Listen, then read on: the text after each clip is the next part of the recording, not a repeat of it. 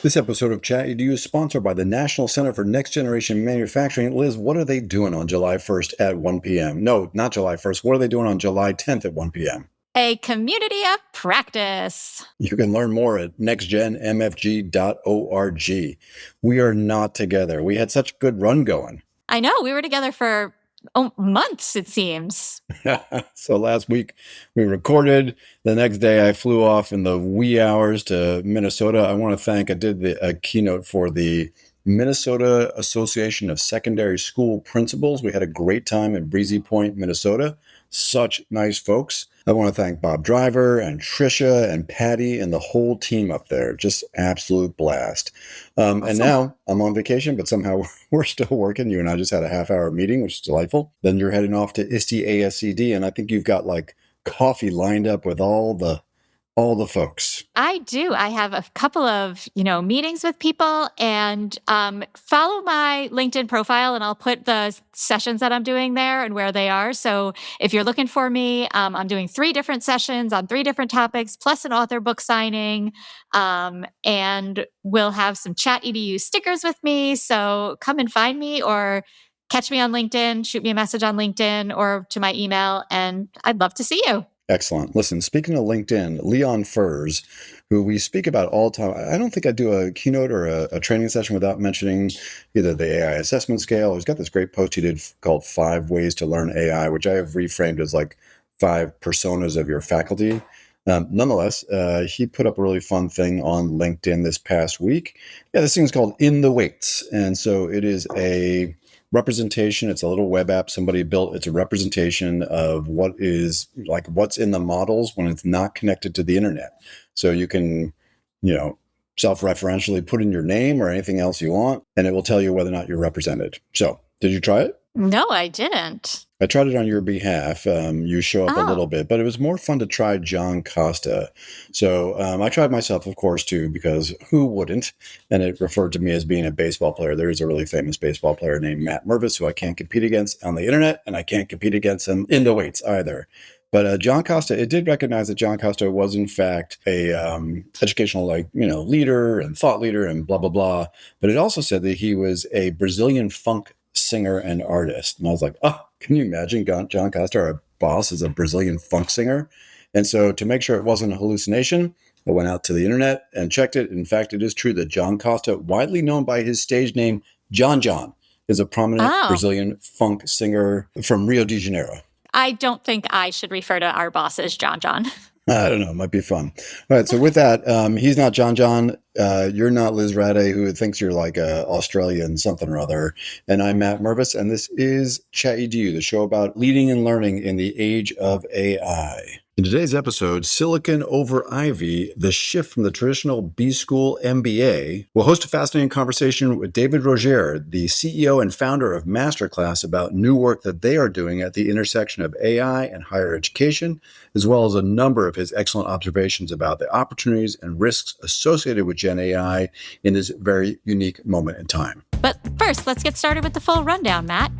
We're going to kick off this week with a fascinating story out of Chicago, where an after-school program is teaching foundational AI literacy to elementary students using traditional paper and pencil. Nice. Next, we're going to look at a massive new pedagogical roadmap from the National Council for Teachers of English, NCTE. Then we're going to head across the pond to examine a controversial new trend where teenagers in the United Kingdom are training private AI models to accurately predict their national exam questions. That is a crazy story. Then we're going to a place that Lisa can't stand, which is Norway, to look at their new national policy on AI. I love Scandinavia. Then we'll spotlight a great local story out of New Jersey, where a new dual enrollment pathway between the College of New Jersey and Mercer County Technical Schools is preparing high schoolers for the future workforce. Nice. Then 2 quick hits from Google and OpenAI regarding some lawsuits that are being filed. And before we go to the beneath the surface, we'll look at Claude Core, which is Anthropic's new $150 million initiative to deploy folks into nonprofit organizations with AI. Then we'll go beneath the surface to listen to a great interview Matt did with David Rogier. And of course, we'll end with another great Bright Bite. Nice. Liz, you were in the Chicago Sun-Times this week. I was the Sunday edition front page. Oh my goodness. Wasn't really about me. It was about the great work that I've been following with Aspen Buckingham, who we shouted out his name a few weeks ago, and his partner Stephen Jang, who are doing some really cool work in after school programs with kids learning to use AI without touching a screen. Aspen's background is actually in composing, like music composing. So his company is called Overture. But what they are doing is they have students in both Chicago and in Boston, because that's where Aspen is now, learning the foundational AI skills using paper and pencil to do all of their ideation and their imagination and creativity and creating. And then they work with a teacher who is doing the actual AI work and inputting everything into the computer. So they're designing characters or making video games. But the kids don't actually ever have to touch the computer, which is kind of cool. So this is really designed for younger students because we're thinking about all these conversations, rich conversations around screen time. Right. And here the kids aren't actually on the screens until they're really creating the thing. And, as we talk about this screen time conversation, a lot of the concerns about screens are the passive use of screens when kids are just watching TikToks or absorbing slide decks or doing something that's passive. And here the kids are really, once they are using the screen with the teacher, first of all, they're interacting with the teacher, which means that there's all sorts of collaboration and communication going on. But then they're also creating something with the AI. They're not just asking it for answers to something or even asking it to do the brainstorming. The kids are doing all of that work. And then the AI is perhaps creating the character or creating the video game. And it is really allowing kids to extend and accelerate what they can do without losing that critical thinking and without spending all of their after school time using screens. Nice. Keep up the great work, Aspen, and your partner. And we'll put the link into the show notes. And you can see Liz had, I think, 3 killer quotes in there. So you can see all the things she had to say, making some connections between things like this work and authentic personal interest projects and kids doing some applied learning, which is great. So speaking of which, right now as we move up to older students, middle and high school, the NCTE, the National Council of Teachers of English, has released a framework. I think this is a first of a kind framework for them, providing some real pedagogical guidance, which is great, right? Because this is of all the groups of teachers that are really struggling with how to navigate this technology responsibly and ethically, and all the questions it raises is these folks. And the report, quite honestly, there's a lot of 10,000 foot stuff in the report about cognitive offloading. How is it a tool? How is it a liability? I was a little bit more curious to see what they shared in terms of guidance. But there's a great quote from one of the framework contributors saying that through human-centered interactions with AI, students are positioned not as passive users, but as decision makers who question, guide, and refine the technology in front of them. So Liz, you went through the entire study and you kind of culled through and thought a little bit about some of the, like a range of different strategies that NCTE is proposing or suggesting that their membership can engage in. What stood out to you here? Yeah. So one of the things that stood out was the idea of making thinking visible, which means incorporating reflection requirements where students have to explicitly identify how they used AI and how it either supported or limited their ideas. I think the idea of making kids point out where AI failed them is really interesting. We often talk about, like, we want you to disclose how you used AI. We want you to disclose it. But I love the idea of disclosing where you tried it and it didn't work. And so then also noting what they changed because of AI's feedback and then what still required some human thought. Another idea that we've seen that people are talking about more and more is the AI essay annotation. So printing out an AI generated essay and having students annotate it actively, searching for logic gaps, stereotypical assumptions, and the fluff that obscures a lack of genuine insight. The idea, of course, this one jumped out at me, deconstructing stock story biases. So developing lessons where students prompt AI to generate a character description based on simple nouns, like describe a police officer, and then map all those stereotypical results against the historical inequities. So if you say, describe a police officer, is it a male? Are they strong? Are they fast? And talking about where those AI generated biases come from. And then the last one, when we're thinking about students' ethical and responsible use, is having students establish boundaries where the students kind of sit down and set their own personal boundaries regarding how they will or will not utilize AI. And that just gives them so much power and makes it really clear, like, as a class, we are going to agree that we are not going to use AI to do X, Y, or Z, or we are going to allow, if you want, AI to do X, Y, or Z. When I was down at UPenn, I was talking to a professor there, and she said that she and her doctoral students had talked about, you could theoretically write your lit review with AI. And her students together decided, like, we don't want to write our lit review with AI. We want to do it in the traditional way. We want to struggle through looking through articles that don't match our ideas. We want to look through, we want to spend time in the library or on the online catalogs looking for articles. Like, we want to do it the way people did it before us, because we don't want AI to just do that. Go get that microfiche out. That's going to be. Well, maybe not like that way. No, I think that makes a ton of sense. I mean, some of these, look, there's about 15 or so very discrete ideas in the report among lots of other content. So this is a pretty rich resource here. Again, we will put it into the notes. And I appreciate, Liz, you kind of calling out a few of these. Certainly, some of these, like the essay annotation, maybe even the bias. I mean, we'll see about the bias, will be interesting. But as the models get more effective, I think some of that, like, print it out, look for gaps, that's going to get tougher and tougher to do. But maybe that's a really interesting lesson unto itself, right? Here's something that we printed out in 2025.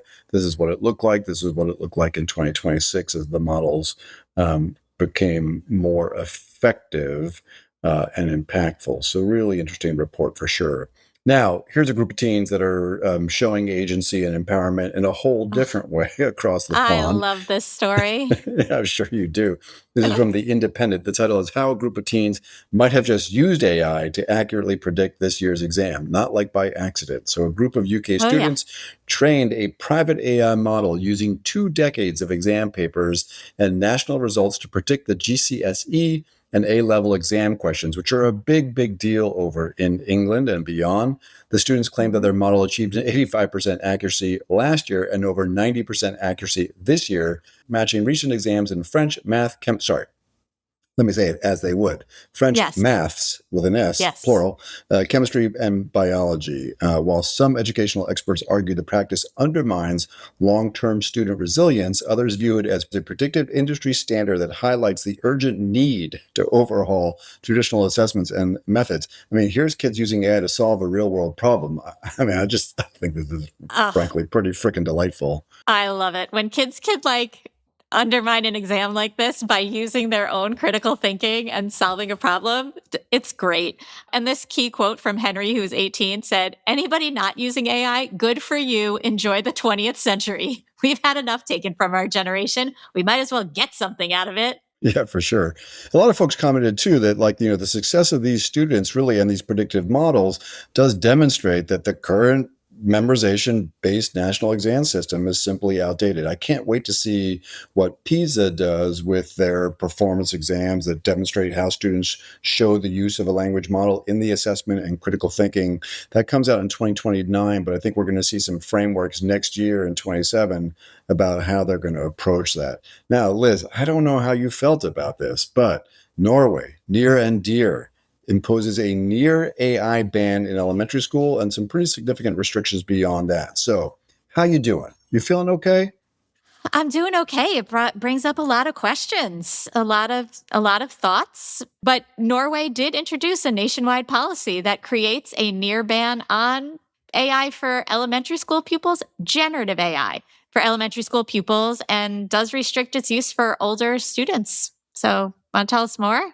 This is from Reuters, and we got basically these kind of caps, right? The prime minister is clearly seizing the political moment. He says the most important thing in school is that our children learn to read, write, and do mathematics.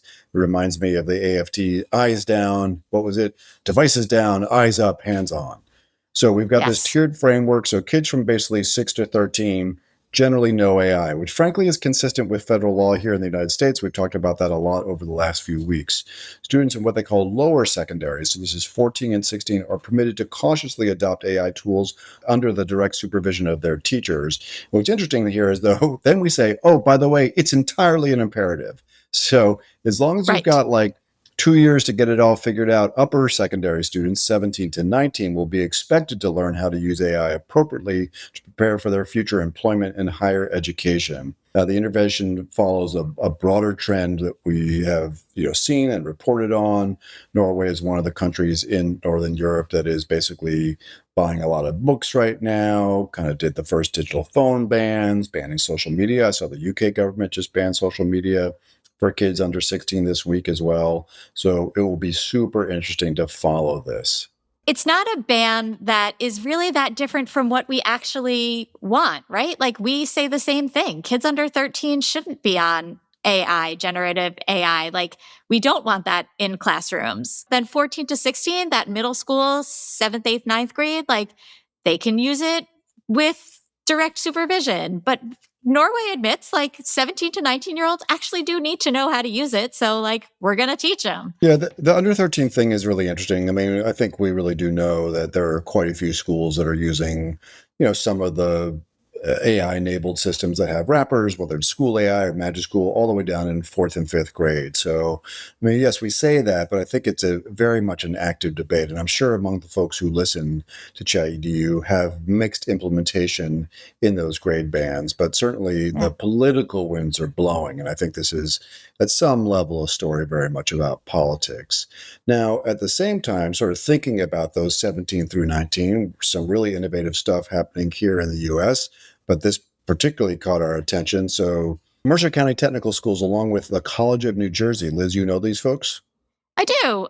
They changed their name. They were something else before. I can't think of it off the top of my head. So they're doing a new dual enrollment or concurrent enrollment partnership that kind of kicks off this summer. So the initiative creates an early career and technical education pathway in AI and robotics for high school students. And this is funded by a competitive grant. And the program aims to strengthen New Jersey's technical workforce by connecting secondary schools with higher education and industry specialists. So high school students participating in the program will have opportunities to engage with these emerging technologies. They earn college credit, which is great, saving themselves and their families some money, and they get some career-focused training. Did you find it, Liz? Who was formerly the College of New Jersey? They were Trenton State College. Ah, there you go. Actually, that does ring a bell for sure. Yeah, so super interesting. Like, no one's going to basically call poo-poo, a technical term, on concurrent enrollment. And certainly the idea of focusing on AI and robotics and workforce development seems like a really good fit. Yeah, I've been learning more and more about concurrent enrollment through a project we're doing here. And I mean, really, it is just such a win. Our colleague told me that we saved people like $600,000 last year by having students do dual enrollment through their high schools. And I mean, what a win. Is that just in our little program? Are you talking about statewide in Connecticut? No kidding, because that's not a huge number of students. Yeah. So this is our colleague, Dan Cochiola. He said last year we saved people in the tens of thousands of dollars. And this year it was in the hundreds of thousands of dollars by students having the opportunity for dual enrollment. Both a little bit of a statement about the cost of college right now, as well as the benefits of concurrent enrollment. It is interesting. Quick side note. I've had two parents in the last 2 days send me text images of their kids' college AI chatbot. So the college is having a chatbot for the parents to talk to the parents. And in both these cases, the kids are like pretty funny because in this particular college, these two schools, the general sentiment is no AI never. But boy, we're happy to have our AI chatbot talk to you, mom and dad. Little extended branding for sure. All right, two quick non-educational stories, just a couple tech stories, but important for our field. So one, and they're actually pretty much related. So Google has been held liable by a German court, basically saying that these AI summaries that we see all over, what is now AI mode or AI search, that Google's liable for either defamation or misinformation that happens in these, nor do they have any free speech protections, which has been this odd strategy that some of the tech companies have used. So, I mean, it's good to turn up the heat. I mean, I think we're very much focused on, in reality, if you look at the Common Sense Media study, one of the reasons that kids are using AI so much is that they start at Google and that the Google AI search summaries are, in fact, very much AI. We need to work on critical thinking and critical reading. But the companies also need to be held liable to make sure that they don't have hallucinations all over those summaries. And then second, and again, we'll put both of these in the show notes, OpenAI is being basically summoned by 48 of the 50 attorneys general. So this is in the Wall Street Journal. And it's a bunch of stuff, but it's about sycophancy. You know why? Yeah, because all of this sycophancy allows people to believe whatever they want to believe. And that is considered a consumer liability because they may be being told to believe something that is categorically not true, Yeah, just right? because the model's trying to agree with them.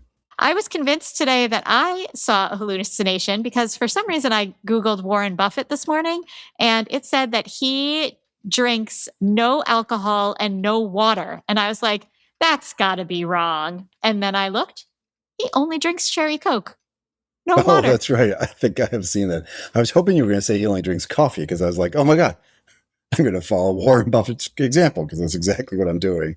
Yeah, tragically, this case falls on the heels of a lawsuit filed in Florida. I don't know if you remember, but it's a little bit back now. But there was a young man who went on a shooting spree at a school in Florida, and the chatbot here again, as we've seen many times, basically like practiced the scenarios for him and helped him go through the whole scene and kind of bolstered his confidence.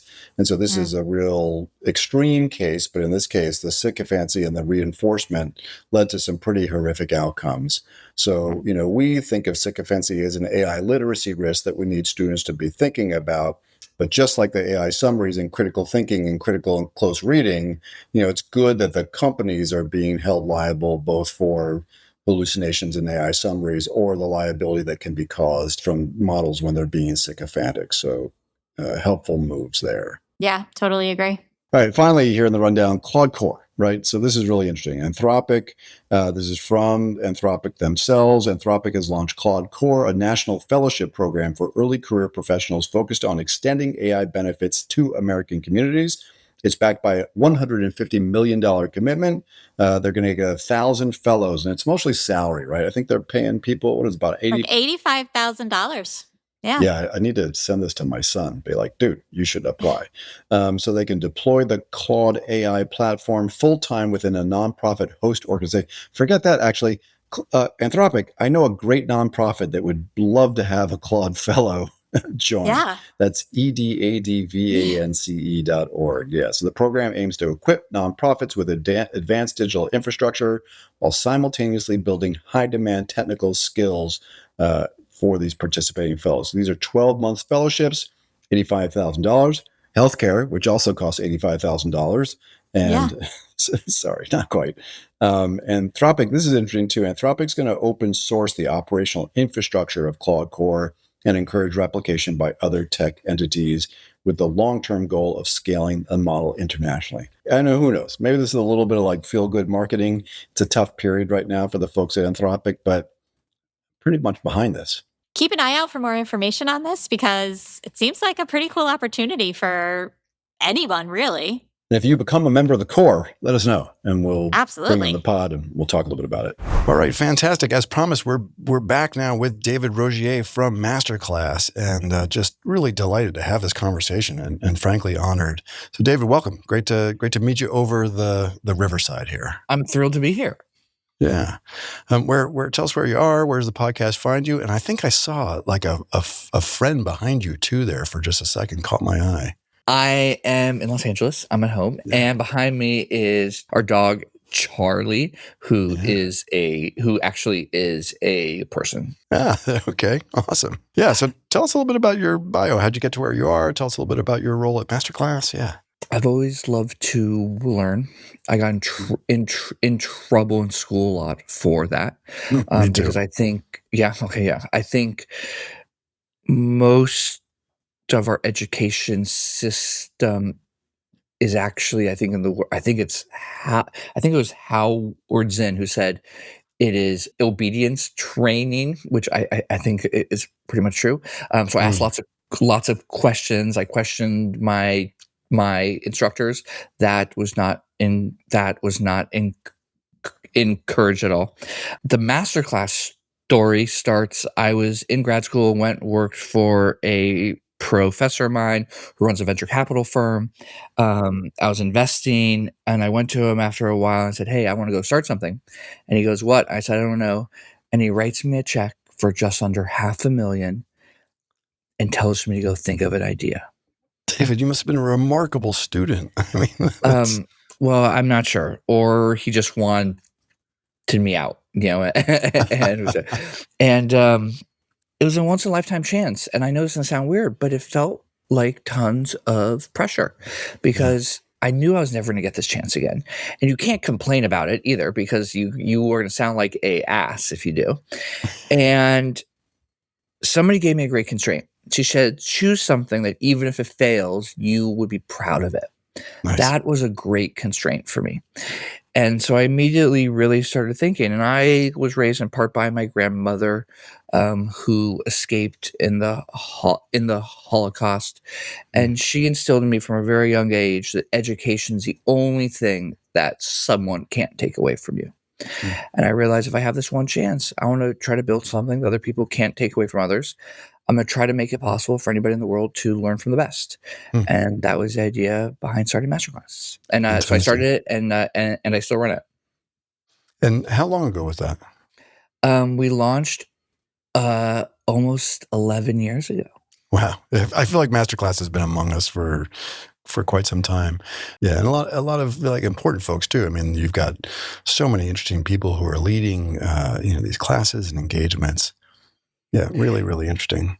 Yeah. I mean, everybody, from Steph Curry to Kim Kardashian to Samuel Jackson to Carol Dweck. I mean, I know there's no simple answer to this, David, but like that's highly unique, obviously, which is part of the brand and the value. But what's your sense of like how have you gotten such compelling, famous, influential people to want to be associated with the brand, with the opportunity? What's the magic that's happening there? It was really hard. It was really hard to do that. I mean, at first, everybody said no. And you realize that you just needed, the first 3 big names to say yes. And once you got the first 3, it was going to be way easier. But the hard part is that first 3. So, it probably took a year or 2 to get those first 3. After that, it became way easier. So now we probably say no to 9 out of 10 folks.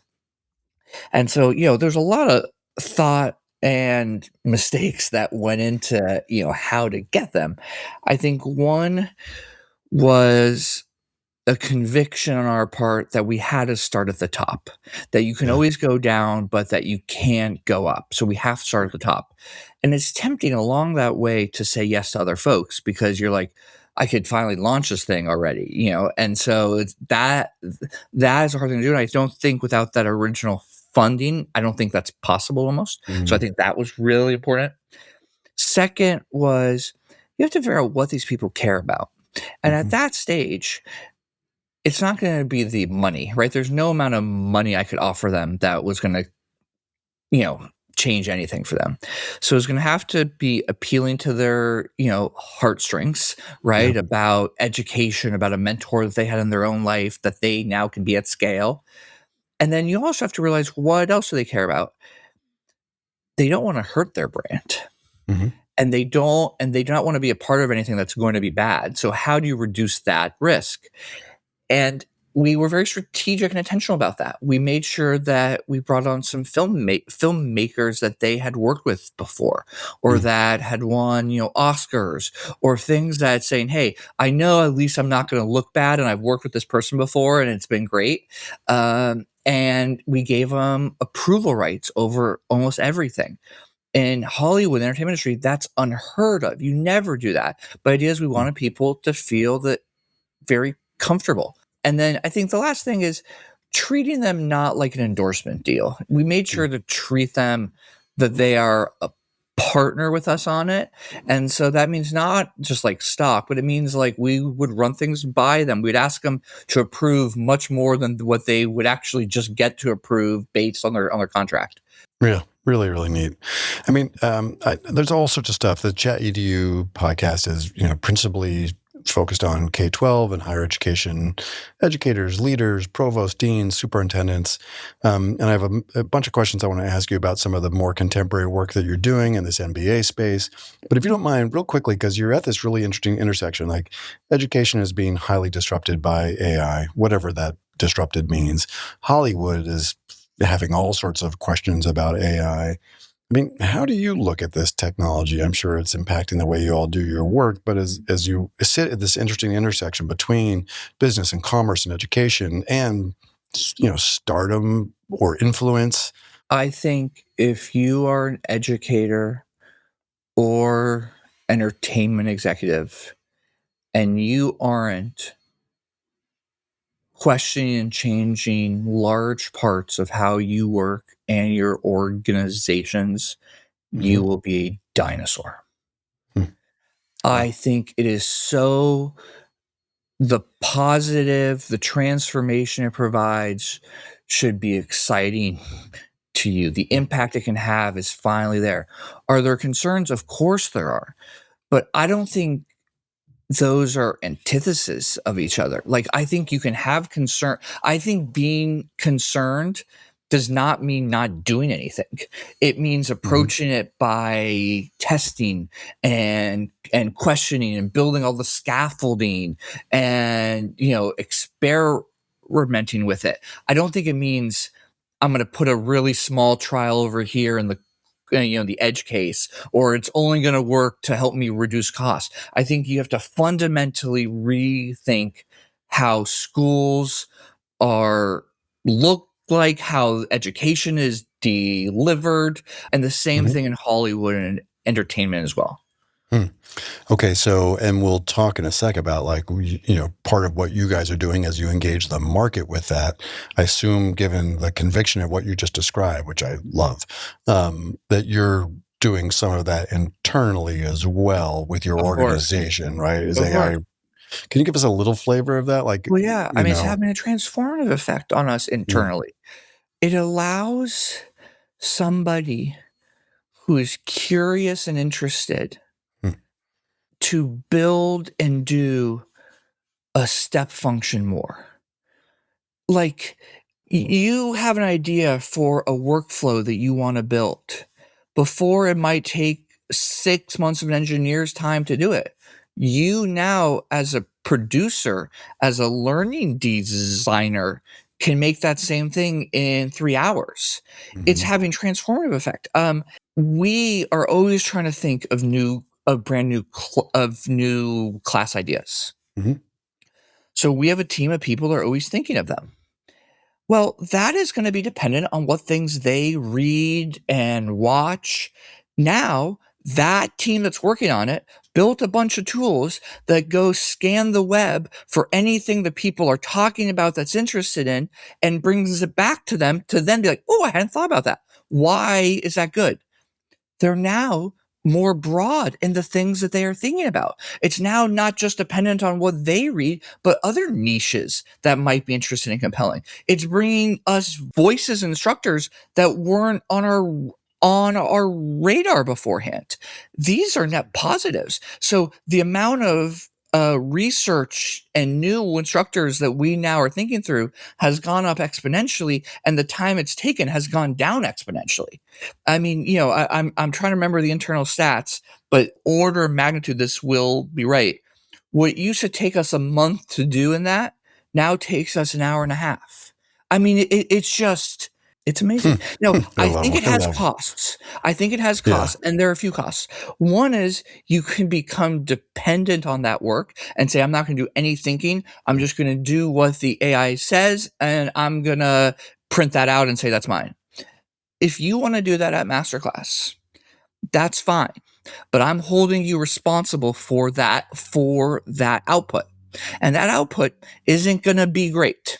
It's going to be okay, but it's not going to be great. So then somebody else who's putting the time in then to look at it and think about it is going to outperform you a lot, and you're probably not going to have an actual job in a short amount of time.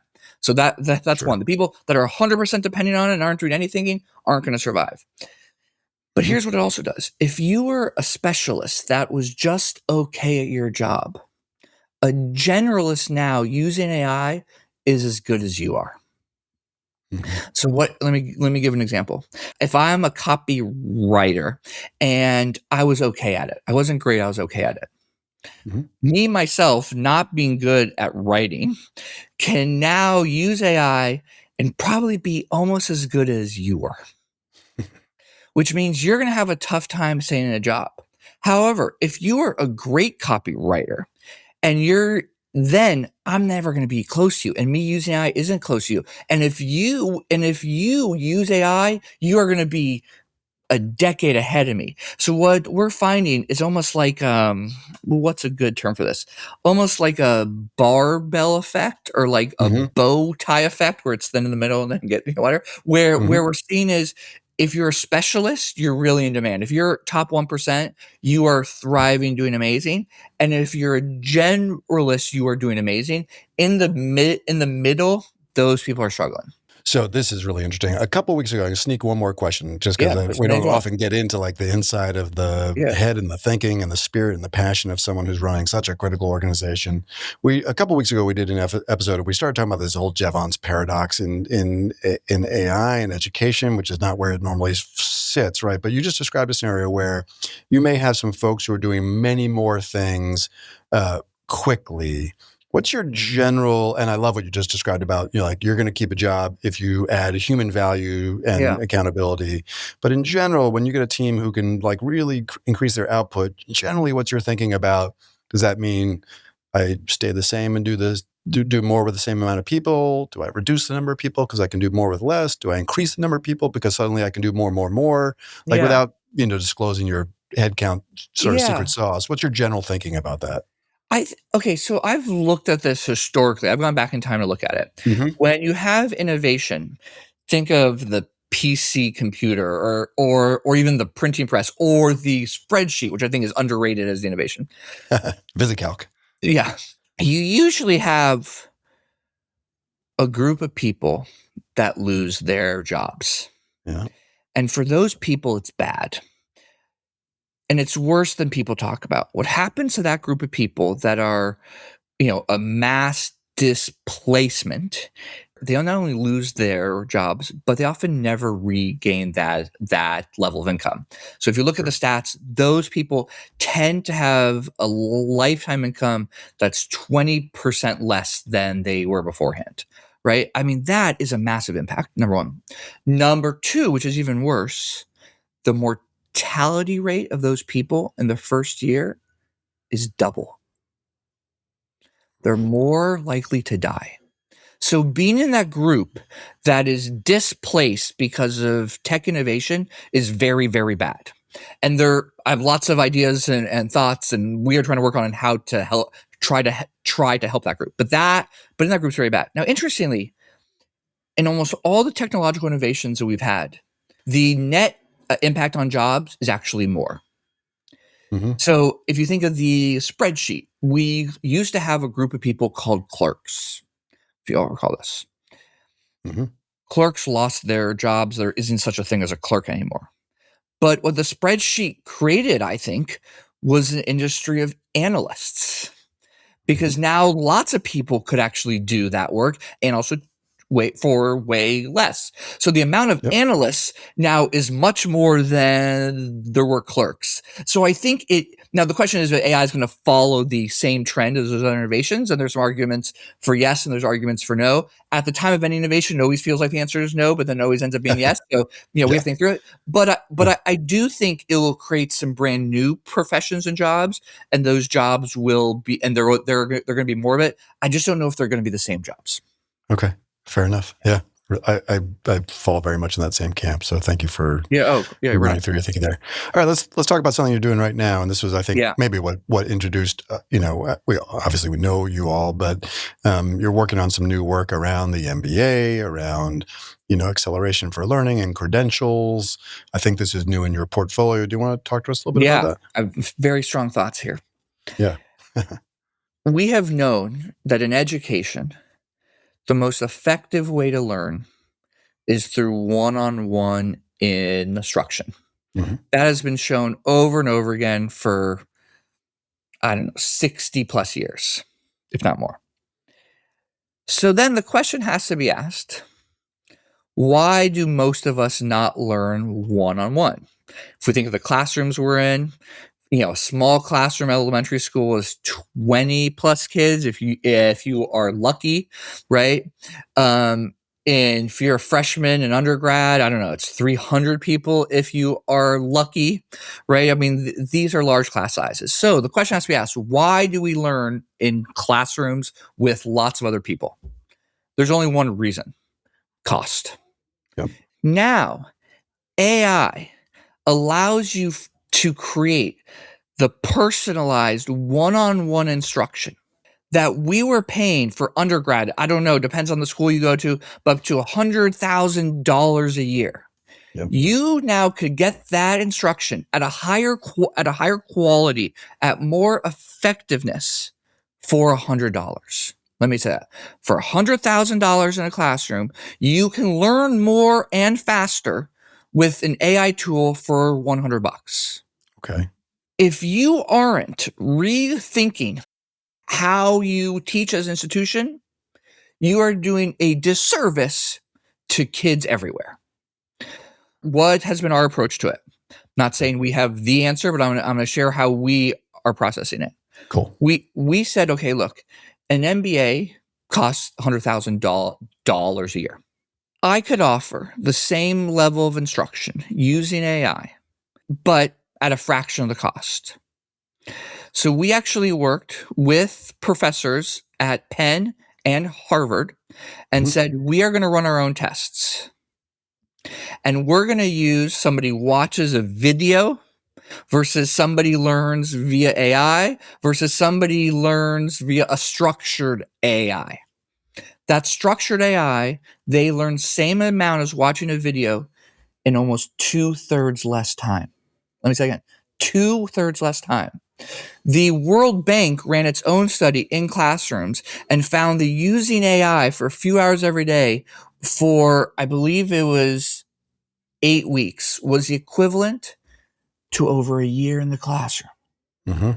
So we said, hey, I could offer you that MBA that usually takes 2 years and $200,000. I can offer, it's not going to be an MBA because accreditation is still stuck in the age where it's time spent, which is insane to me. It's not how much you actually learn. Butts and seats, yeah. Butts and seats over time for a certain amount of hours, which is insane because the goal isn't to spend most time in the classroom. The goal is to spend the least amount of time and learn the most. That's insane to me. But we said we are going to offer that. So we're going to offer a 12-week, almost crash course in the future of business with AI in an AI world for $2,500. We're going to do it with the University of Chicago booth and in collab with OpenAI. We're going to do, because that allows us to still get the signal of an MBA, because I think what education really does is it bundles a few things, all the prestige that you're going to get, the actual education and the social interaction. So we are going to say, hey, I'm going to take that prestige from Masterclass, OpenAI, and Chicago booth. I'm going to still do some in-person stuff. And on the instruction, I can save tons of money on and improve the quality by doing it via AI. I can offer this thing 12 weeks for $2,500. So almost 1% of what an MBA costs. And we brought on employers that want to hire these group of people because these are skills that people are actually going to learn and apply. Now, lots of people who listen to this podcast are going to be like, probably some of them, Matt, I don't want to assume, a few of you on the podcast are probably going to think this is a tech guy who doesn't understand education. You are right. I do not have a degree in education. But for this program, we have 500 slots and we have over 20,000 people have already applied for it. Sure. So it's hitting some need in the market. And I don't know what people need to hear more of, but if you aren't thinking about this stuff, I'll be very explicit. I think if you're not a top 10 MBA school in 10 years, I don't think you will exist. Because there's no reason that somebody should be spending that level of money going to your school when they're able to get a better education for 1% of the cost. Sorry for that rant. No, just it's not a rant. I think it's like real conviction. It's interesting. We had the CEO of a ETS on recently, experimenting with some of these similar ideas and foundational assumptions. Sal Khan, right, is doing some work where Pushing this he's trying hard to, too. Yep. yeah. So I think, obviously yourself included, a bunch of really, really smart, thoughtful people understanding what this looks like. If we can peel back the layer a little bit more, I'd love to talk about some of the specifics. So we've covered, I can't tell you, David, how many, I want to say freaking, and I will, studies about these highly customized AI chatbots or tutors, which can be very, very effective. And then, you get studies that say AI is eroding learning. You get studies from Harvard saying that when the AI is pivoted correctly and positioned correctly, that we get really, really good learning outcomes. So I'm hearing that as part of the mix, right? You've got a highly customized AI learning support tool. I'm assuming some of really incredible high quality video that you guys do is part of the mix as well. Sal Khan did just do this really interesting admission on the K-12 front. He had a product called Conmigo. Yep. And it was a really, his theory was this is going to be this world's class AI tutor in your pocket. And they had to pull back from it a little bit. And part of what he observed is that the human, and this may be more relevant for K-12 than it is for someone pursuing an MBA, just to be super clear. But part of what I think they observed is that they weren't getting the engagement that they wanted out of the tutor because they didn't feel like the human being was in the mix with the kids for relationships and motivation. How does that strike you? Again, I have strong thoughts here. Yeah. Okay, cool. So if you look at all the research that's been done, it's very clear. Ungated AI, so that means unscaffolded, unstructured AI to learn things is actually quite bad. It's worse than being in a classroom. So if you just give somebody Claude or ChatGPT and say learn, that is not good. Now, that is also aligned with, it was big for a time where, people thought school should be a discovery-led type of education. That we also know is bad, right? And is not effective. So the exact same way, ungated, unstructured AI is bad for learning. If you structure it, we know the effects are very positive. Now, the question on engagement is very interesting. This is why I'm pushing for educators to really rethink core assumptions. Our pedagogy that we've come to believe in, right, and have been tested in education, are all based in a classroom. Pedagogy for one-on-one instruction is not the same. The pedagogy for one-on-one instruction, I don't think it's the same. Now, we are trying this too, but things that we're finding out is the number one thing is I can't let you get bored. If you get bored, you will not use the tool anymore, so you're going to stop to learn. 2, you are going to hate to learn anymore. So I got to figure out how to make sure that you don't get bored. So one of the things that we found in this is the learning tactics of how you learn, of what actually is most effective, are not the same as the things that make you feel that they are effective. What I mean by this is we're very bad at understanding if we're actually learning something. So I will share an example. Matt, did anybody ever ask you what type of way that you learn? Are you a visual learner, a auditory learner? 100%. Yeah, and not shocking that as a podcast guy, I'm a huge auditory learner. So. Okay, here's the interesting thing. I always said I am a visual learner. Okay. And so I don't know about you. You think, hey, I learn better by listening to something audio, and I think I learn better by seeing something. So I would actually look at more stuff and be like, okay, this is the way I'm going to learn. I can't listen to an audio book. I have to read it. There's now been a bunch of tests on this. There's no evidence that those distinctions not only exist, but they have any impact on you. But our perception is they do. So when I would read a book compared to listening to audio, I thought I was learning more. I wasn't actually. Okay. And so, but what we found is you have to play into that a little bit. The things Okay. you have to make somebody feel that they learn. So, for example, if you look at Duolingo, they do an amazing job that you get a prize every second for anything that you actually learn. That makes you feel that you learned. And when you feel that you learn, you're like, oh, I want to learn more. So part of the engagement and not getting bored is making you feel that you learn a lot. So what we call a little bit is we hide the vegetables. We make you feel Sure. that you learn a lot in the beginning. But the actual learning isn't as much, but then it switches and you start to learn a lot. And by then you're kind of already hooked. Wow. And you have all these metrics and you can watch people on your platform as you're building it. I'm assuming you're like building this thing and beta testing and exploring what it, yeah. 100%. Yeah, 100%. And no, look, and this all started, with Masterclass core offering. One of our first classes we filmed was a class on writing with James Patterson. Hmm. James Patterson, the best-selling author, starts his class with, "Hi, I'm Stephen King." Okay, Matt laughs. I didn't think it was I didn't think it was entertaining, but so I was like, "James, I don't think this is funny." He's like, "It is funny." I said, "James, I just don't know." He's like, "No, I really think it is funny." So we did a test. People thought it was funny, and people watched more with it. So this was like, this is part. I think this is why our pedagogy has to evolve. Okay.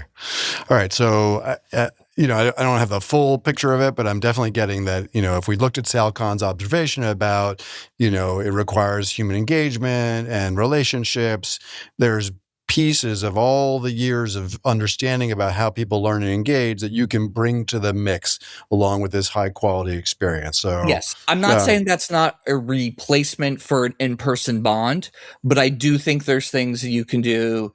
I don't know everything that Sal has tried, and he's a very smart guy. So, I'm sure he tried a lot. What we have found for our audience, our students, is that there are stuff to do to increase that sense of engagement. Very cool. The learning part. So you say one-to-one. What does that look like, David? Like who is the one-to-one in that one-to-one relationship? For us, what that means is it is a AI that's been trained by us, that's very much structured, scaffolded, uses different modes of text and video interaction, voice to learn. So it's me and that masterclass AI, and we found that is much more effective for you to actually learn. And why is because it actually makes it about you. So if you think about this, in business school, I had to learn about the concept of amortization. Amortization in the accounting world, sorry for any accountant that's listening, is for most of us is pretty boring. But so what like ours does is amortization is done for me when it's about me, it's on content costs. Matt, if you take it, maybe it's on podcast costs. It's worth it to pay for this gear because over time it's worth it. So it makes it about you. So all of a sudden you're like, well, I'm actually interested in it. Now, that's not as effective as an actual person, but that is still expensive to do. So this is a fraction of the cost and gets you most of the gains. Okay, good. Now, obviously, there's no customer demand problem, but you'll scale this. And as you think about both the four-year colleges and K-12, if you could wave a magical wand, it's really interesting. In my experience right now, K-12 is a little bit more progressive in thinking actively about how to structure effective uses of AI in the classroom. In many cases, the four-year institutions, I think, are like, no, never, put it away, pencil, blue book. So what would be ideal to you? Let's assume that your assumption is right about how you can really like just totally scale this learning environment for folks doing master's level XYZ. What do you want K-12 and the four-year degree programs to do? Yeah. Okay. I'm not an expert in that, but I'll share like some ideas and thoughts. And we're going to need tons of folks to test and try and experiment with this. Let's start on the university. I would start by unbundling parts of it. What I mean by this is I think you get a tremendous amount from college that isn't in the classroom. I'd in fact say that you can deliver and you should think of delivering most of the classroom in somebody's dorm room with an AI tool. So then So then you start thinking about, okay, well, what is the role of the professor instructor? It's to actually push you. It is to not agree with you, Mhm. right? It's to excite you and inspire you to want to learn more. That's a fundamental change in what the classroom is. It isn't 300 to, 1, right? This is smaller groups. This is using peers to help you learn and to push you, right? Because one things we know in the research is AI isn't good at pushing you on stuff. A person is way better and stronger. So I think there's a way to change that. How you interact is very different and changes. I think another important thing is I think in undergrad you gain a tremendous amount about being with your peers and not even like not agreeing with them on the academics you're learning, but just on the relationship side. But I don't think schools are designed for that. I would change the school experience to foster those deep bonds and that interpersonal education. So what I mean by that? I would organize with that same money and funds, think of experiences that are going to foster that. What things would Mhm. increase bonding? Does that mean travel and trips? Does that mean exercises? Does that mean a project that is, tough to go through and do? And so that you have all the emotions of I'm overwhelmed, of accomplishment. Like, you could think about that you could probably get more intense on that in less amount of time for way less. So, think of the 4 years a year in school for all the social learning you do. What if instead, for 6 months, you went on a trip with a group of other students? You would Yep. probably learn a lot more about social interaction and that stuff from that, right? So, how do you think about that? In the classroom, in K 12, we also know play is an important part. So, for the first couple grades, I would make it primarily about play. Mm. The other thing we know is really important is the bond between a school teacher and the Mhm. parents and the kid. That has a huge effect on the attendance rate, which then means you're going to learn more. So I'd focus a lot on that, which also means I might change who should become a teacher. Is it somebody who's really good at those bonds? I also think a lot of what you learn should either be done at home with an AI or in some school setting where I can sit on my own and learn. And then when I'm coming together in the class, it's all those things you're getting undergrad. It's the school projects, it's the group work, it's the discussions, it's doing more interactive things. Sitting in a classroom from 8 a.m. to 3 p.m. isn't natural, not only for a kid. I don't know about you, Matt. I find it, work is like that. That's, I think, hard for adults too. Mhm. So, Yeah, yeah. it's interesting, David. You sell yourself as not someone with a lot of deep expertise in K-12 and higher ed in 4 year. I would say that you just reflected some of the most important, like what we would call play-based learning, which is a funny term in K-12. Professor Malik has been talking a lot about what we I used to call love the flipped classroom, but Ethan. the idea that we can that we could really leverage like some of these, out of school time to do some of the content understanding and then really make like human relationships core. I think you've done a beautiful job, both explicating some of the work that has to happen, but also, I like this idea of like, let's say that what you guys are about to launch, really is the future of, the master's degree program. So what do we do then building backwards from that? Obviously I have like a billion other questions, but you've been incredibly generous with your time and I want to be thoughtful about that. Um, Of is course. there anything here that we haven't discussed that you would love this audience just to know and understand as you think about what's next? Maybe in a year it would be cool to just revisit it in any way possible and tell us Yeah. how it's going and what it's looking I like. would love that. I think, Yeah.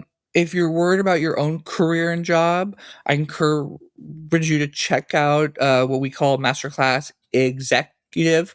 And the first group we are charging half the price for because we know it's going to be messy. But in exchange for that, we want all your input and and your thoughts and feedback. So love that.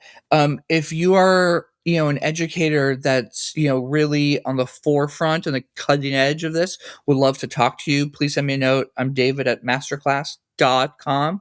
Yeah, I would love to come back, and I'm sure we're going to do some stuff right, and we're going to do tons wrong. So I would love to come back and share with you. David, thank you for just the incredible, kind of leadership and model that you're creating in this space. It's just a really unique and interesting story. Oh my god, I'm really thankful for you and this podcast and having me on, and all the educators out there. I mean, like, I have family of school teachers, and you are doing, like, God's work. Well said. Well Yeah. said, my friend. Yeah. It's a delight to get to meet you. Thank you so Same. much. Thank you. Hi, guys. I'm Cameron Adia, the executive producer of ChatEDU. As you know, Liz is away at the ASCD ISTE conference in Orlando next week, so we won't be running our check-ins. But don't worry, she'll be back the week after with our regularly scheduled check-ins on Tuesday and Thursday. Thanks so much for your support, and wish our lovely Liz luck in the summer Florida heat. Many schools have been exploring how to implement AI literacy efforts for students. Building on the success of our AI teacher micro-credential, EdAdvance and ChatEDU also offer a middle and high school student AI literacy program. This cutting-edge curriculum is hosted on our FERPA-compliant AI platform and will help students develop the knowledge and skills they'll need to navigate AI now and into the future. To learn more, email Matt and Liz at chatedu@edadvance.org. Okay, Liz, what'd you think? It was great. So much information. It's a unique time in higher ed right now. There's a lot to think about and different models doing different things. Yeah, and we get his perspective. Like, clearly we talked about the MBA, but also just, he's a founder and a CEO where AI is transforming his company. Masterclass is such a cool brand. So we were really grateful that they reached out and delighted. That email probably was addressed to Mr. Mervis. No, was it Dear Matt and Dr. Elizabeth? So I love it. That inquiry to have David on may have started that way, and that's just fine. Liz, it must be time for a Bright Bite, a piece where AI is being used in some interesting, meaningful, positive way. Science, culture, the arts, society, energy, the environment, natural disaster discovery, mitigating vacations loss. No, not that. What's happening here? This is from the NIH. The Wednesday afternoon lecture series. I'd like to go to the Wednesday afternoon lecture series or walls at NIH. Tell us about this. All right. So this is a weather story. So AI, solution or obstacle for healthy adaptation to extreme weather events. So Dr. Francesca Dominici from Harvard University is presenting a lecture exploring the double-edged role of artificial intelligence in environmental health. Her lab is constructing the first foundation model for healthy adaptation to extreme weather events by combining massive data sets to forecast climate scenarios. But here, the lecture does address the environmental paradox of AI, specifically examining how the massive energy demands of data centers impact the very climate crisis the technology is being deployed to solve. So it enables this what if scenario forecasting using synthetic ground truth data to validate predictions and guide impactful climate actions. It's so cool. So it's this intersection between weather and weather events, and then the impact on the quality of air, the environment, and environmental health, using AI around those. But yes, recognizing that the ability to even do this requires a whole bunch of energy. So the Harvard Foundation model uniquely blends this public health tracking and demographic and climate metrics by layering the complete U.S. Medicare data set, which is a handy thing to have available to you with the nationwide census, pollution, and weather data. The platform moves beyond historical tracking to focus on advanced climate action guidance. So it's not just here's the data, but it's what do you do if you're in Houston and you've got this weather event and the temperature goes to 110 and the humidity is at 110 or whatever the case may be, right? How does that impact air quality? What do you do? How do you play those scenarios out? So really, really interesting stuff. All right, Liz, I miss you. I'm going to miss you next week. I hope you have a great time at ISTE ASCD. And we will be back in the studio after we celebrate. I know you love a good firework, just like you love going to the beach. So after July 4th, we will be back in the studio together on July 6th. But as always, folks are always welcome to reach out to us at ChatEDU at edadvance.org or go to skills21.org/podcast. There's a contact page there, or send up a carrier pigeon, or just go grab a coffee with Liz at ISTE ASCD and tell us how we can be helpful. Absolutely. All right. Well, with that, Liz, I believe it is time to Roll the credits. As always, we'd love to hear what you think. So please let us know at chatedu@edadvance.org. That's EDADVANCE.org. And also rate, review, and subscribe to the podcast on whatever platform you are using. ChatEDU is brought to you by EdAdvance, the nonprofit regional education service center in Litchfield, Connecticut. This episode of ChatEDU is sponsored by the National Center for Next Generation Manufacturing. ChatEDU is recorded, edited, and produced by Andre Angelo and Justin Pasco, whose dedication and expertise bring our discussions to life. ChatEDU's executive producer is the multi-talented rock star Cameron Audia. Additionally, we are grateful for the support of our colleague Gary Robinson, and we appreciate his time and talents. And of course, a big ChatEDU shout out to our fearless leader and executive director, Jon Costa, for inspiring the pod. And finally, a heartfelt thank you to our listeners for joining us on this journey exploring the thoughtful and innovative integration of AI in education. Hello, everyone. My name is Jon Costa, and I am the Executive Director at EdAdvance, and I want you to know how much we appreciate our listeners. If you enjoy the podcast, feel free to explore EdAdvance's other AI services, which include customized professional learning of all kinds, conferences, our new middle and high school student AI literacy course, and our educator and leader micro-credential, co-sponsored by the Southern Connecticut State University Office of Workforce and Lifelong Learning. Just visit skills21.org/AI to learn more. That's all for now, and thank you for listening to ChatEDU.